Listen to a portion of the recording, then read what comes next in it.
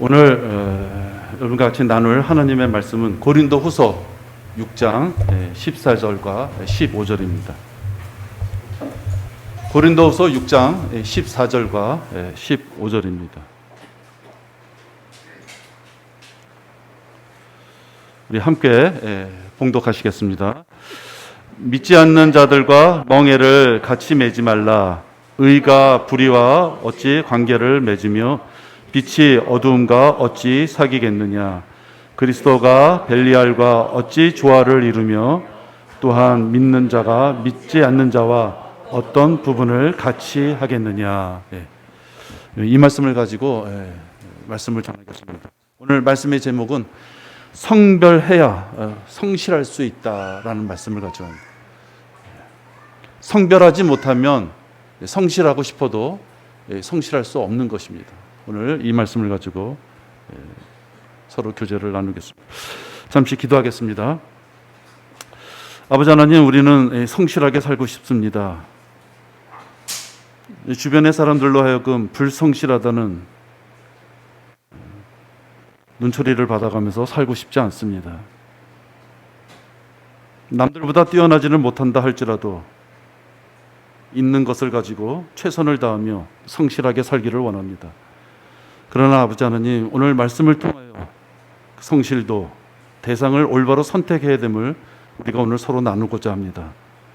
아버지 하나님, 우리의 마음밭을 잘 이렇게 갈고 주셔서 주님이 허락하시는 이 말씀들이 뿌리를 잘 내릴 수 있도록 인도하여 주시옵소서.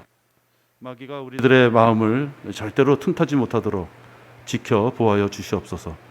이 모든 말씀을 우리 주 예수 그리스도의 이름으로 기도했습니다. 아멘.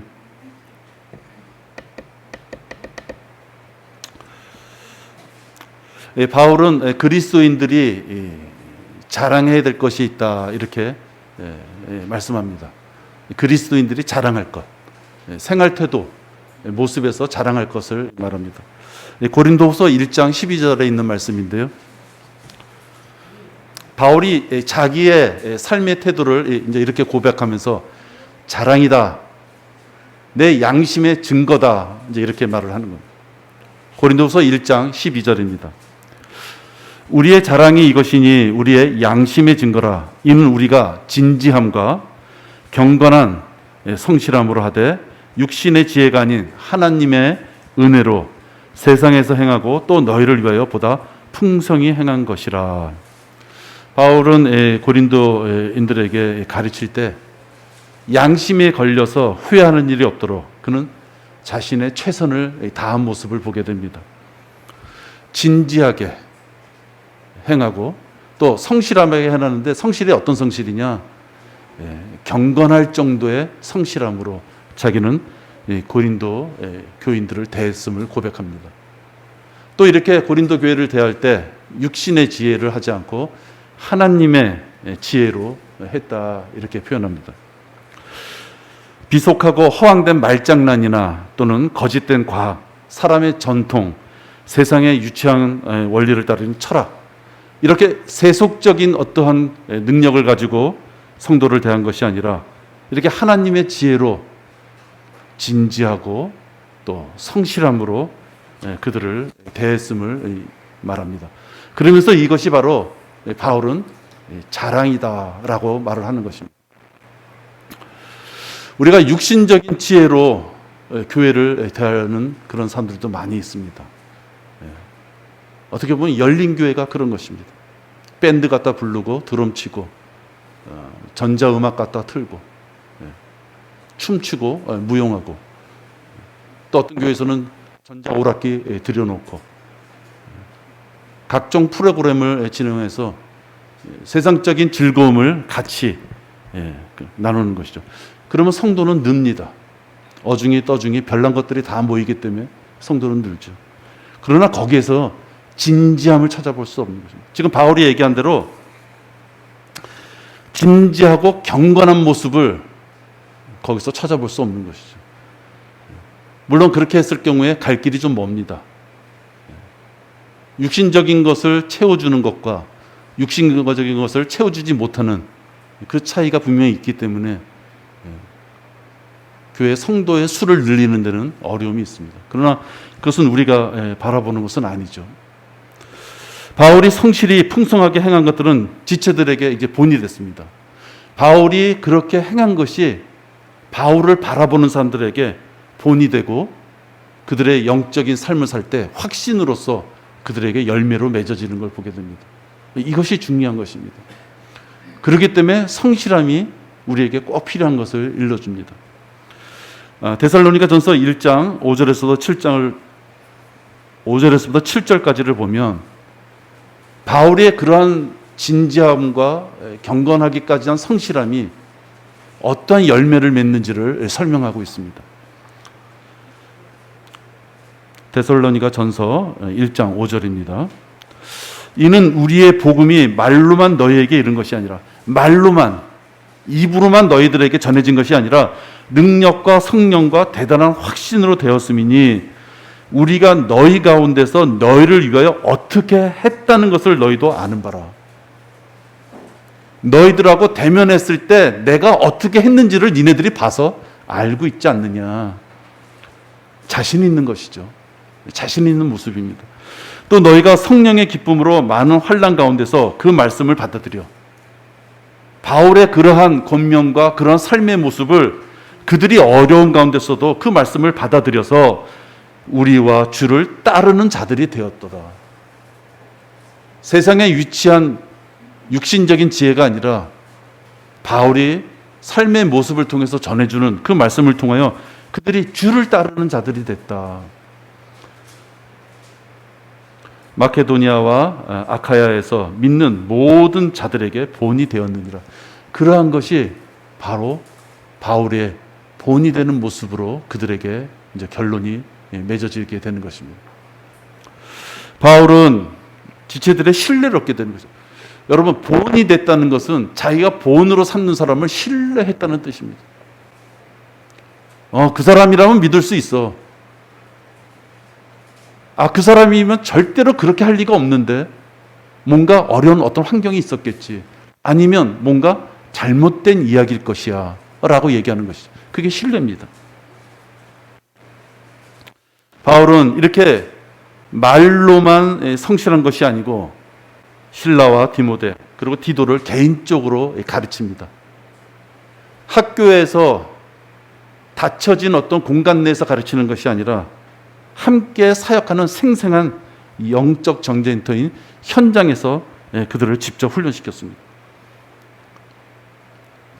지식적으로 강의하듯이 가르치고 자기의 삶은 더럽고 아주 파렴치한 그렇게 살아가는 사람들도 많이 있습니다.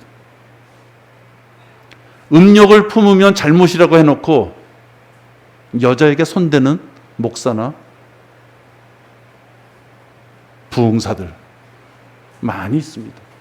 근데 지금 바울은 자기의 제자를 가르치는 것을 그렇게 공간 속에서 막힌 공간 속에서 가르치는 것이 아니라 현장에서 가르쳤다 이렇게 말합니다.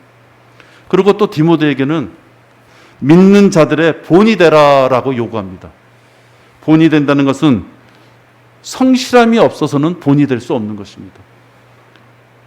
믿는 자들에게 본이 되라고 디모데에게 얘기한 것은 디모데에게 너 성실해야 된다라고 얘기하는 것이 같은 말이라고 볼 수 있습니다.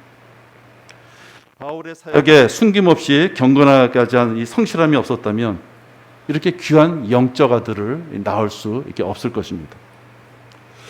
아무도 너의 연수함을 업신여기지 못하게 하고 오직 너는 말과 행실과 사랑과 영과 믿음과 순결에 있어서 믿는 자들의 본이 되라. 만약에 누군가가 나한테 당신은 본이 돼야만 됩니다 라고 했을 때 여러분들은 본이 되기 위하여 뭘 제일 먼저 하셔야 된다고 생각합니까? 그것은 자기가 맡은 직분에 성실해야 된다는 것을. 자기가 맡은 직분에 성실하지 않고서는 본이 될 수 없는 것입니다. 쓰임 받겠다고 하나님의 자녀로 살겠다고 우리가 혹시 갈망하고 있다면 지금 자기가 알고 있는 하나님의 일 중에서 가장 작은 것에서 자기가 성실하게 하는 것입니다. 이 기준은 다 똑같지 않습니다. 하루에 기도하는 시간과 성경을 보는 시간과 성도들과 교제하는 시간, 하나님 앞에 경배로 다가가는 그 시간들, 다 각자가 환경이 틀리고 따라서 다가가는 어떤 정도라고 하는 것이 다 틀립니다. 그러나 누구든지 이것은 내가 해야 되겠구나라는 것은 있는 것이죠. 하나님과 전혀 교제를 다 끊어버리고 전혀 하나님이 계시든 안 계시든 난 상관없어, 이런 분이 아니라면 나름대로 하나님과 난 이렇게 해야 되겠구나라는 그것은 분명히 있는 것입니다. 그것에 성실해야 된다고 좀 얘기하는 것입니다. 그것은 자기만이 알고 있는 것입니다. 자기가 하나님 앞에 기도하고 고백했던 것을 성실하지 않아서 그것을 잊어버렸다면 그것은 커다란 잘못입니다. 자기가 하나님 앞에 고백한 서원에 대해서 약속도 지키지 않고 책임감도 누리지 않고 되려 그 약속을 지키려니 괴로우니까 회피했다든지 게으르기까지 한 것은 부끄러운 일입니다. 우리는 내가 하나님 앞에 약속한 것을 혹시 외면하고 있는 것은 없는지 살펴봐야 됩니다. 그것이 용기입니다.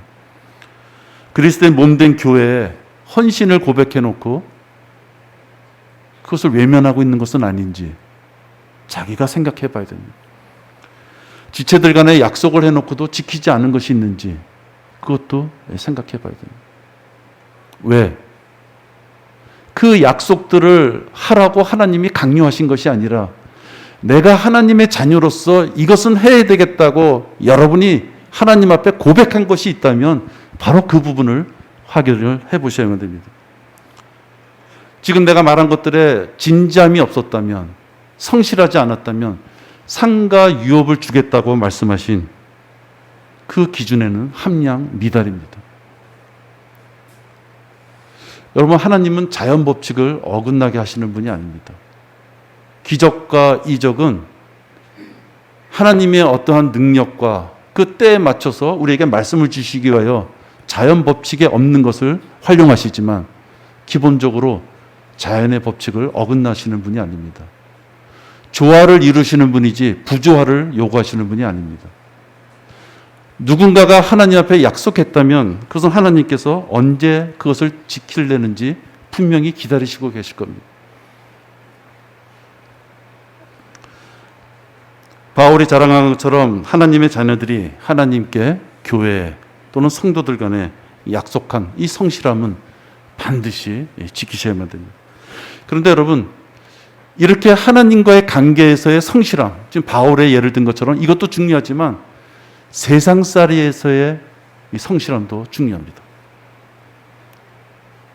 하나님께서는 아담과 이브가 죄를 짓자 그들이 땀을 흘려야지만 살 수 있게끔 하셨습니다. 땀을 흘려야 된다는 것은 열심히 노력해야 된다는 것이고 그 열심이라는 말에는 성실함이 있어야 되는 것입니다. 저기 자매님, 그 선풍기 끄시죠? 예? 지금 에어컨 켜고 좀 덜 더우니까 눈을 뜰 수가 없네.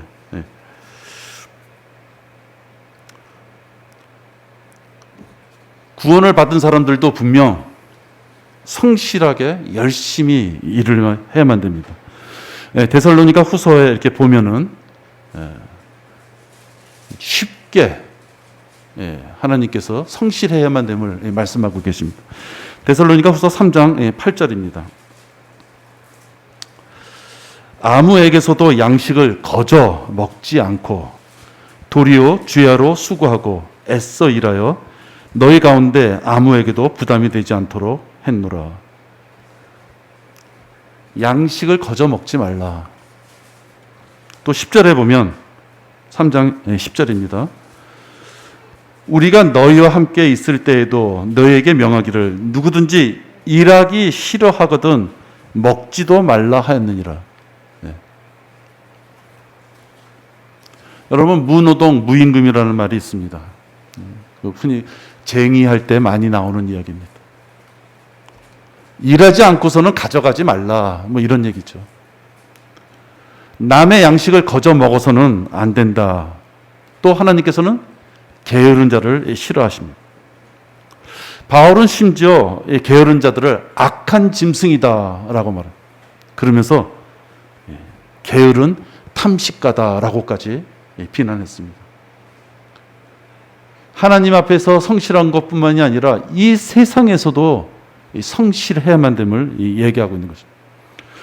그들 중에 하나인 그들 자신의 선지자조차도 말하기를 크레테인들은 항상 거짓말쟁이들이고 악한 짐승들이며 게으른 탐식가들이라 했으니, 크레테인들이라 이렇게 말합니다.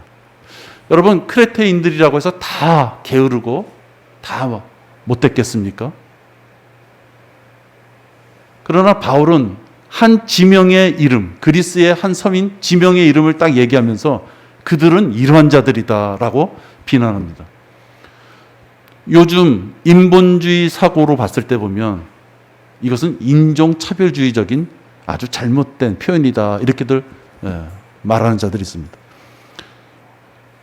왜 특정 지역의 사람들을 이렇게 잘못된, 못된 사람들로 얘기하느냐, 그렇게 분리하면 안 된다라고 인본주의자들은 인종차별주의자들을 비난합니다. 그러나 성경에서는요, 지금 바울이 얘기한 것처럼 하나님의 말씀에 입각하지 않은 자들은 마귀의 종으로서 그들은 영원한 저주를 받을 자다라고 딱 갈라놓으신 것입니다. 그것을 우리가 부인하면 안 됩니다. 아, 죄는 졌지만 지옥까지 보낼 필요가 있겠습니까? 아, 죄는 졌지만 이렇게 그가 불행한 삶을 살다가 가면 되겠습니까? 진짜 사랑하신다면 지옥을 만드실 리가 없지 않습니까? 진짜 사랑하신다면 아예 죄 짓지 않게끔 우리를 만들지 않으셨겠습니까? 이 사람의 생각인 것이. 그러나 하나님께서는 우리가 죄로부터 분리되어 성별되지 않으면 그는 죄인이고 지옥의 영원한 형벌을 받을 것이라는 것을 완전히 갈라놓은 것이죠. 마귀의 세상에서도 이 자녀들은 성실하게 땀을 흘리며 살아야만 됩니다. 그러니까 이 성실이라는 이 말씀은 교회에 와서도 성실해야 되고 세상에 나가서도 성실해야 되는 것입니다. 여기에 문제가 좀 있습니다.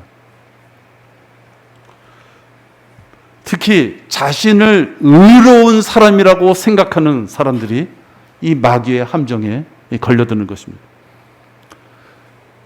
가정을 위해 최대한 자기를 희생해가면서 성실하게 살다 보니까 판단 하나를 미스하는 경우가 있습니다. 하루 24시간이 주어져서 그 시간밖에 없음에도 불구하고 내 몸은 하나임에도 불구하고 세상에 열심으로 살다 보니까 하나님의 일은 뒤로 밀리게 되는 것입니다. 그 본인 스스로가 하나님의 일을 뒤로 밀어놓고 안 하고 싶어서가 아니라 세상에 너무 충실하다 보면 하나님의 일을 할 수 있는 여력이라는 것이 없는 것입니다. 우리가 저금이라는 게 그렇지 않습니까? 한 달 급여나 어떤 수입이 있을 때 내가 이거 저금해야지 하고 먼저 띄워놓지 않는 한 제 경험을 보니까 쓸 거 다 쓰고 이렇게 해놓으면요 저금할 기회가 없습니다. 그랬던 것 같습니다. 저는 하나님의 관계도 그렇습니다. 성실이 좋기 때문에 세상 일에 대해서 성실하게 하고 타당성이 있죠. 또 세상 사람들은 그것을 엄청 칭찬합니다. 그러나 말이 없이 바라보는 하나님은 왜 나한테는 성실하지 않느냐고 분명 말씀하고 있는 것입니다. 마귀의 종들이 성실하다고 주변에서 평가해주는 그 번지르한 말에 혹시 앞뒤 못 가리고 도취되어서 하나님과의 그 시간을 외면하고 산다면 이미 그 자체가 마귀에게 관장당한 것입니다. 부인하고 싶어도 그건 사실입니다. 왜냐하면 하나님 앞에 성실한 자는 무엇인가를 잘라내고 24시간이기 때문에 똑같은 24시간이고 물질이기 때문에 그걸 잘라내고 자기의 발걸음을 하나님 자리로 옮겨. 그렇기 때문에 교제도 할 수 있고 경배도 할 수 있고 하나님 앞에 기도할 수 있는 시간도 있는 것입니다. 그 시간만큼 하나님이 확보해 주시는 그 기회를 놓치기 때문에 마귀에게 관장당한 삶이라고 말씀드리는 것입니다. 하나님의 자녀로 외식적인 크리스찬의 흉내는 낼 수 있을지 몰라도 그의 삶은 이미 마귀가 만들어 놓은 세상의 삶의 모든 것을 다 소비하기 때문에 실제로 하나님 앞에 드리고자 하는 것은 막상 드리려고 하면 손에 잡히는 것이 없는 것입니다. 여러분, 우리의 삶은 마귀가 만들어 놓은 이 세상 체계에서 살아갑니다. 근데 이 세상 체계는 복음을 전하라고 하나님이 우리에게 주신 기회의 터인 것입니다. 여러분, 제가 드리는 말씀이 너무 공상적이다, 너무 막연하다, 현실을 알고 하는 얘기냐? 만약에 그렇게 생각하신다면 그분은 영적 전쟁을 전혀 모르시는 분이십니다. 우리는 일평생 70여, 80, 90, 100세까지 세상을 위하여 열심히 살아도요, 인제는 내 모든 것을 다 이뤘다, 이런 사람은 없습니다. 왕이 되면 죽을 때까지 왕권을 놓치고 싶지 않은 것이 사람의 속성이에요. 그러면 우리도 그럴 수 있다는 속성을 가지고 산다는 것을 인정해야만 되는 것입니다. 내 생애의 모든 것들을 다 하나님 앞에 드리지 못하고 마귀한테 다 드려놓고 나중에 진짜 요익당하고 출발하려면 나에게 기력이 없어서 하나님을 섬길 수 없는 것입니다. 세상적인 어떤 도덕, 그 가치관, 또 세상적인 어떤 규범, 또 세상에서 만들어놓은 어떤 조직적인 그런 강압. 여러분, 그것은 분명 우리 모두에게 있는 것입니다. 우리 여기 지금 우리 교회 재적 인원이 한 35명이다. 그러면 그건 우리 35명이 다 있는 것입니다. 여러분, 우리가 지난주에 교제 나눠봤지만 어떤 형제가 저한테 그래요. 나만 죽어라 힘든 일이 있는 줄 알았는데 다른 분들 교제 나누는 거 보니까 내 고민은 아무것도 아니었습니다. 여러분, 우리 35명 다 뒤집고 까보면은 고민 없고 어려움 없는 분이 어디 있습니까? 우리 35명 중에 물질이 넉넉한 사람 어디 있습니까? 그러나 그 중에서 하나님과 교제를 하시는 분이 있는가 하면 하나님과 교제하기가 어려운 분이 있으신 거예요. 그것은 자기가 선택한 것이다 하는 얘기입니다. 세상도 세상에 있는 것들도 사랑하지 말라. 누구든지 세상을 사랑하면 아버지를 사랑함이 그 안에 있지 아니하니. 성경의 말씀은 적당하게 회색이 없습니다. 세상을 사랑하면서도 내가 한 구석에는 아버지 하나님을 사랑해. 그걸 인정하지 않으신다는 것입니다. 요한일서 2장 15절입니다. 세상도 세상에 있는 것들도 사랑하지 말아라. 누구든지 세상을 사랑하면 아버지를 사랑함이. 둘 중에 하나밖에 없는 것이지. 내가 지금 조금은 하나님을 덜 사랑하지만 언젠가는 하나님을 사랑할 거예요. 하나님은 그렇게 받아들이시지 않는다는 것입니다. 지금 제가 읽은 이 구절은 시계추처럼 교회 출입을 하거나 하나님을 두려워하지 않고 그분과 교제가 없이도 살아가는데 아무런 지장이 없다고 생각하시는 분은 지금 제가 읽은 이 구절을 이해할 수 없습니다. 왜 그래도 내가 교회 오고 이게 이런저런 다 관여를 하고 있는데 왜 나한테 하나님을 사랑하는 마음이 없다고 그러는 거야? 항변하실지 몰라도 하나님께서는 본인과 교제가 없는 자는 나를 사랑하지 않는 자다라고 말씀하고 있습니다. 거룩하신 하나님께서는 마귀의 종처럼 시간 낭비를 하면 안 된다고 명령하고 있습니다. 세상의 친구가 되고자 하는 자는 되느니라 이렇게 말합니다. 세상의 친구가 되고자 하는 자. 다르게 이야기하면 마귀에게 성실한 것은 세상의 친구가 되는 가장 첩경의 길인 것입니다. 어리석게 누구를 위한 성실인지를 착각하며 사는 것입니다. 성실한 용어는 좋은 것이고요. 하나님은 여러분에게 아무개야 너 성실하구나. 그걸 뭘로 표현해 주십니까? 하나님 앞에 성실하다는 얘기를 듣는 것은 자녀로서 해야 될 도리를 했을 때 성실하다는 것이고, 그건 하나님께서 우리에게 고통스러운 걸 요구하시는 것이 아니라 말씀 보고 기도하고 경배드리고 지체들 간에 어려운 일 있으면 교제하고, 여러분 이것이 답니다. 성실해야 되니까 건축 헌금 내고 자동차 사야 되고 우리 교회 이전해야 되고, 그런 성실이 아니에요. 최소한도 우리 교회는 말씀과 기도와 경배와 교제, 그것이 자녀로서 해야 될 하나님 앞에 성실함이기 때문에 그 성실함을 요구하는 것입니다. 세상 일에 너무 성실하다 못해 세상 사람들을 진정한 친구처럼 여기면서 성도들과의 교제는 없으면서 세상 사람들을 위주로 그의 삶이 이루어진다면 그것은 세상에 성실한 것이지 하나님 앞에 성실한 것이 아닙니다. 저는 어제 3시쯤에 한쪽으로는 낙담이 되기도 하고 한쪽은 하나님 앞에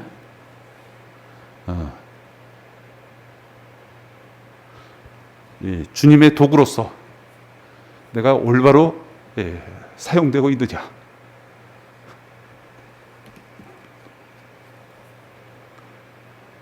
그런 기도를 하게 됐습니다. 왜 그러시냐? 하나님은 분명히 우리에게 말씀을 주시고 성경에 지식을 주셨는데 왜 매번 일이 터질 때마다 세상에 성실하냐 하는 것입니다. 일주일 중에 단 하루 하나님 앞에 성실하라고 하는데 그것도 못하고 그 하루, 그 한 시간도 뺏어서 세상에 성실해야 되겠느냐 하는 것입니다. 여러분, 돈에 미쳐서 알바를 하고 있는 대학생이 있다고 봅시다. 돈에 미쳤어요. 알바하느냐고 유급했어요. 그게 올바른 것입니까? 성실하게 열심히 젊은이답게 부모에게 도움 안 받고 살아가기 위해 알바를 했다고 칩시다. 알바의 기준은 어디까지냐? 그가 공부할 수 있는 데까지의 알바가 중요한 것입니다. 우리 성도들도 마찬가지입니다. 세상살이에 너무 치중하고 하나님의 일은 내동댕이 치워버리면 하나님의 일은 실패하는 것입니다. 왜? 우리 여기 있는 분들이요 다 인생 70, 80이라는 그 원칙하에 들어갑니다. 누구는 정신을 빨리 차려서 30대, 20대 아니면 중고등학교 때부터 하나님의 일을 하면서 달려가는 한평생이 있고, 누구는 계속 귓가에 하나님 앞에 교제 나누고 하나님 앞에 성실해야 된다는 말씀을 들으면서도 70, 80이 되도록 그 시간을 다 까먹고 있다면 여러분 그게 얼마나 억울한 일입니까?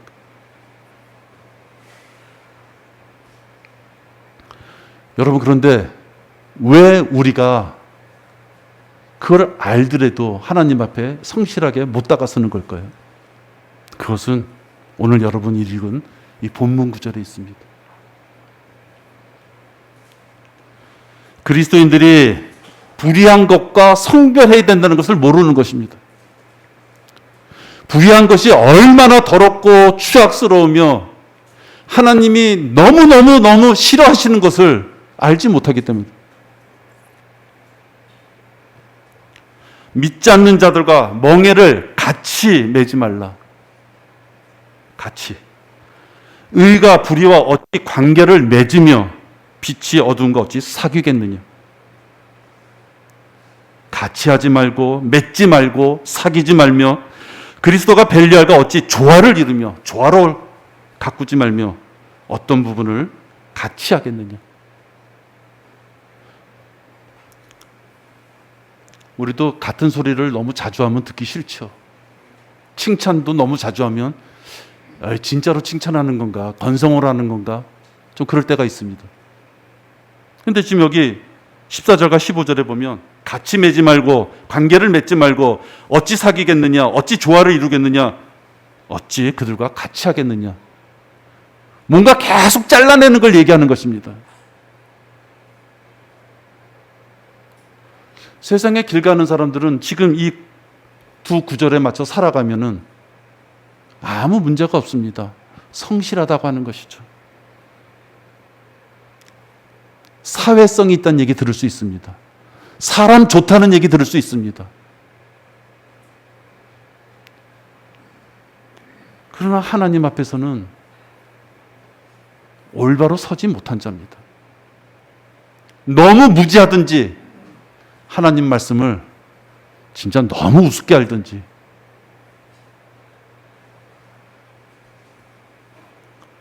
잘못된 무리들과 어울리지 말라는 것입니다.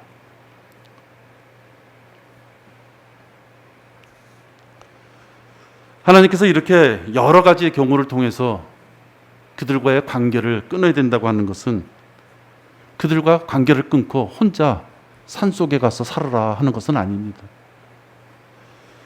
그리스도인들이 무슨 일을 하든지 그 주어진 일을 하려고 봤을 때 하나님과의 교제가 끊어지는 일이면 그 일을 피하는 지혜를 구해야만 되는 것입니다. 아니, 쭉 가는데요, 진흙탕이 있어요. 그 진흙탕 피해야죠. 쭉 가는데 차가 달려와요. 피해야죠. 그 길을 가야만 되니까 가지만은 최대한도로 내 몸에 올바른 길을 가는 데 있어서 방해가 된다면 최대한도로 피해야죠. 그걸 얘기하는 것입니다.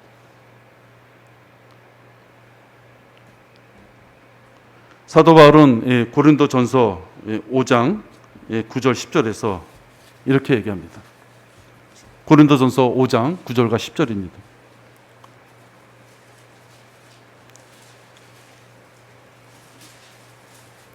내가 너에게 쓴 편지에는 음행하는 자들과 사귀지 말라고 하였으나 이는 이 세상에 음행하는 자들이나 탐욕하는 자들이나 약탈하는 자들이나 우상 숭배하는 자들과 전혀 함께 하지 말라는 것이 아니니. 여러분 꼭 기억하십시오. 세상의 더러운 것들과 전혀 함께 하지 말라는 것이 아니니 그렇게 하려면 너희가 세상 밖으로 나가야 할 것이라. 세상부터 끊어야지. 어디 가서 동굴 속에 혼자가 살아야지. 여러분의 부모님과 여러분의 자녀는 악하지 않다고 생각하십니까? 우린 다 육신을 입고 있습니다. 사랑이라는 것을 덮여서 안 보일 뿐이지 내 자식, 또 우리 각자의 부모님, 더러운 육신을 갖고 있긴 다 마찬가지입니다. 그런 더러운 육신을 가진 자들과 관계를 맺지 않으려면 혼자 살아야 되는 것입니다. 그런데 하나님께서는 그걸 말씀하지 않고 있습니다. 믿는 자와 믿지 않는 자가 살다 보면 서로 상충할 수 있습니다. 구원받지 않는 자들과 일하고, 구원받지 않는 자들로부터 무엇을 사야 되고, 구원받지 않는 자들과 일상생활 속에서 대화를 나눠야지 우리는 살아갈 수 있습니다. 따라서 완전한 성별이라는 것은 불가능합니다. 그런데요, 그렇다고 해서 적당히 살아라는 얘기가 아닙니다. 불의와 우리는 같이 근본적으로 병립할 수 없는 자들이라 하는 것을 잊지 말아야 된다는 것입니다. 그 불의와 우리가 같이 할 수 없다는 생각을 잊어버리면 아무런 부담감 없이 세상 사람들이 하는 대로 살아가는 것입니다. 하나님 앞에 경건이라는 건 어떤 뜻입니까? 육신을 죽였을 때 경건이라는 말이 들어갈 수 있는 것이에요. 내가 육신적으로 모든 걸 하고 싶을 때 그 자를 보고 경건하네, 그러지 않죠.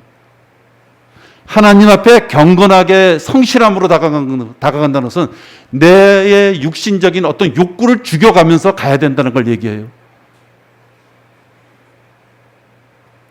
내 생활에 불의가 닥쳐왔을 때, 하나님과의 교제를 자꾸만 끊어버리게 만드는 어떤 일이 생겼을 때, 그때 어렵고 힘들어도 아니야, 그 길로 가면 안 돼, 내가 자제해야 돼, 내가 알고 있는데도 계속해서 그 길을 가고 있다는 건 잘못이야, 그 결단은 자기가 해야 되는 것입니다. 이것이 바로 성도들이 자기 정체성을 유지하는 것입니다. 우리가 추석이라고 여러분들 찾아뵐 때 혹시 주변에 믿지 않는 자들 있으면 제사상 차리죠. 절하지 않는 것을 보고 옹졸하다느니, 그까지 소주 한잔 따르는 게 무슨 큰 잘못이라느니, 너는 부모한테도 이런 것도 하나 못하느니, 그렇게 빈정됩니다. 그럴 때 여러분 쭈삣쭈삣 되는 것이 아니라, 나는 예수 그리스도를 주로 믿기에 우리 부모님들이 이 자리에 다시 온다는 것을 나는 믿지 않습니다. 그 정체성을 밝혀야 되는 것입니다. 하나님이 정체성을 밝히라고 추석이라는 명절을 통해서 여러분들이 사람들하고 만날 수 있는 기회를 주시는 것이에요.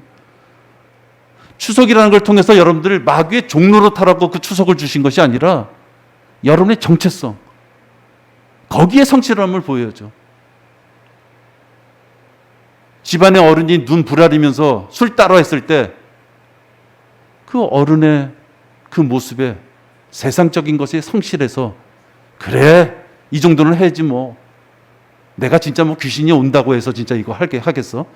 어른한테 그냥 말 좀 들어주지, 그 성실을 요구하는 것이 아니에요.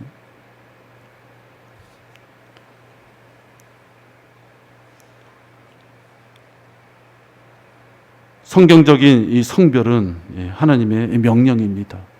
분리하는 것, 삶. 불의로부터 내가 벗어나고자 노력하는 삶, 그것이 성실함이 있는 것입니다. 여러분,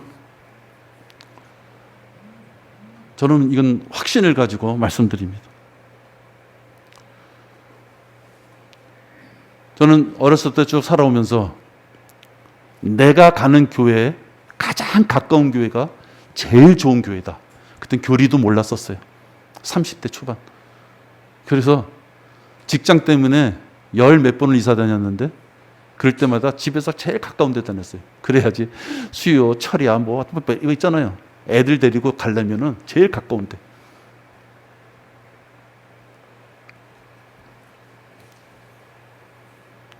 그렇게 여러 군데를 다녀봤어도 깨닫지 못하다가 오늘 여러분들을 이렇게 이런 얘기를 나눌 수 있는 이런 교회까지 와서 여러분들을 대면하게 됐습니다. 여러분, 내가 대면한 것은 목사님이에요.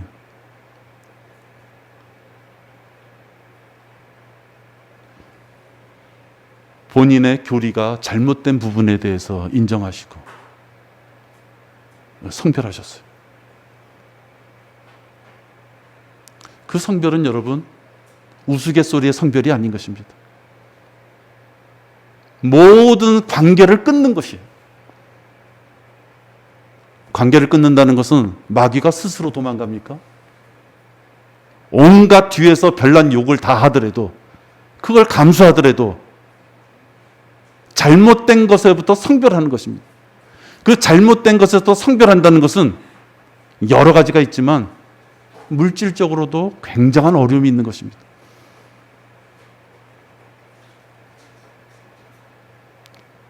우리 모두를 하나님 앞에 올바르게 양육시키고자 한 분이 성별하시고 성별의 본 모습을 하셨고 하고 계시고, 또 하나님 앞에 미래를 그렇게 성별하고자 기도하고 계십니다. 제가 다녔던 교회는 그렇지 못했습니다. 박사고 책도 많이 썼고 영어도 잘하고 비행기도 운전할 수 있는 사람이고 온갖 권위와 카리스마는 다 가진 듯이 그랬어요. 추하디 추한 성추행이라는 걸로 종말을 내렸습니다.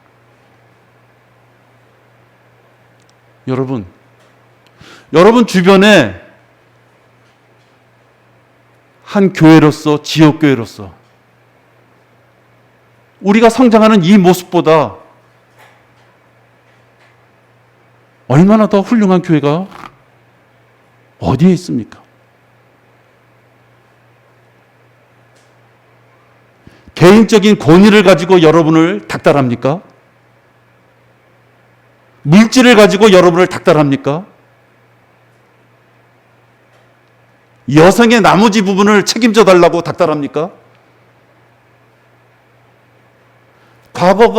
성별된 과거가 있었기에 지금 우리가 있을 수 있는 것입니다, 여러분. 내가 여러분들한테 이렇게 자신 있게 말씀드릴 수 있는 것은 분명히 우리 교회가 다른 교회와 틀리기 때문입니다. 그렇기 때문에 우리 교회가 욕을 먹는 게 있습니다. 좀 이렇게 틀린 부분, 100개 중에서 한 10개 틀리면 그래도 90개는 맞으니까 이렇게 틀린 부분을 좀 적당히 넘어가 주면 좋은데 저희들은 그렇게 하지 않습니다. 교리적으로 틀린 것은 틀리다고 얘기를 해야죠. 왜? 듣는 자가 그래야지 바뀌고 올바른 교리 안에 들어오니까. 듣는 자가 그까지 10개 가지고 뭘 그래? 그건 하나님이 책임지실 뿐이고 우리랑은 교제할 수 없는 것입니다. 그 부분을 오해하면 안 되는 것입니다.